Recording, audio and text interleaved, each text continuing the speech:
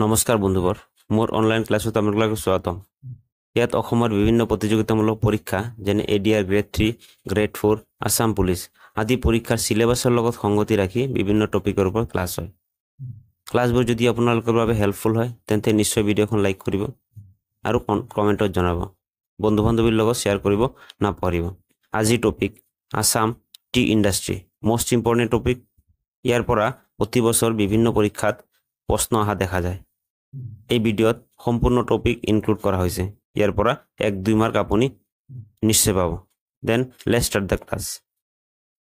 প্ৰথম কোৱেশ্চন অসমত চাহ কিমান চনত আৱিষ্কাৰ হৈছিল চাইড অপচন তাৰিখ শুদ্ধ উত্তৰ হ'ব অপচন সি 2 নম্বৰ প্ৰশ্ন অসমৰ চাহ বাগিচাৰ জনক কোন চাইড অপচন আছে তাৰিখ শুদ্ধ উত্তৰ হ'ব অপচন বি স্যাৰ আলেকজান্ডাৰ ৰুছ 3 নম্বৰ প্ৰশ্ন অসমত প্ৰথম চাহ খেতি কোনে আৰম্ভ কৰিছিল অপচন এ মনিৰাম দেৱান আলেকজান্ডাৰ ৰুছ জগন্নাথ বৰুৱা এটাও নহয় তাৰিখ শুদ্ধ উত্তৰ হ'ব অপচন এ মনিৰাম দেৱান 4 নম্বৰ প্ৰশ্ন মনিৰাম দেৱান আৰম্ভ কৰা বাগিচা দুখনৰ নাম কি আছিল সাইড অপশন তাৰিখ শুদ্ধ উত্তৰ হব option D Jorhat Sonari 5 number প্ৰশ্ন ব্ৰিটিছে আৰম্ভ কৰা প্ৰথম চাহ উদ্যোগখন কি আছিল সাইড অপশন আছে তাৰিখ শুদ্ধ উত্তৰ হব অপশন এ সাবুয়া চাহ প্ৰতিষ্ঠান 6 নম্বৰ প্ৰশ্ন বিশ্বৰ সকলোতকৈ পুৰণা চাহ গৱেষণা কেন্দ্ৰ ক'ত অৱস্থিত সাইড অপশন আছে গুৱাহাটী যোৰহাট ডিব্ৰুগড় আৰু তিনচুকীয়া তাৰিখ শুদ্ধ উত্তৰ হ'ব অপশন বি যোৰহাট 7 নম্বৰ প্ৰশ্ন এছিয়াৰ সৰ্ববৃহৎ চাহ গৱেষণা কেন্দ্ৰখনৰ নাম কি সাইড অপশন আছে তাৰিখ শুদ্ধ উত্তৰ হ'ব অপশন বি টোকলাই চাহ গৱেষণা কেন্দ্ৰ টোকলাই চাহ গৱেষণা কেন্দ্ৰ অসমৰ কোন জিলাত অৱস্থিত সাইড অপশন তাৰ ভিতৰত শুদ্ধ উত্তৰ হ'ব অপশন ডি যোৰহাট জিলা 9 নম্বৰ প্ৰশ্ন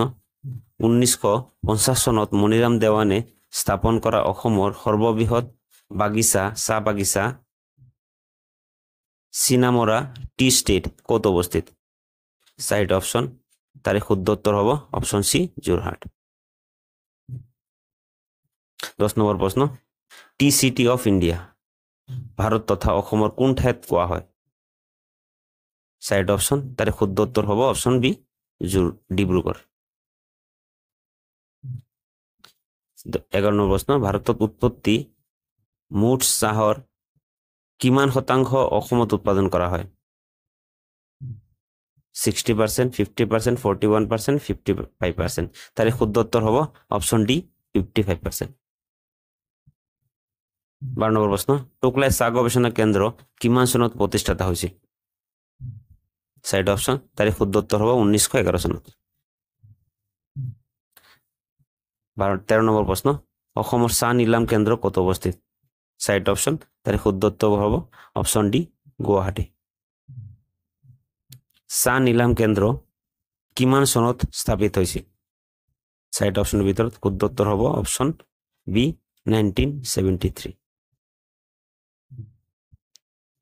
ইয়াৰ পিছৰ প্ৰশ্ন অসমৰ প্ৰথম চাহ উদ্যোগখনৰ নাম কি আছিল সাইড অপশনৰ ভিতৰত শুদ্ধ উত্তৰ হ'ব option A the Assam company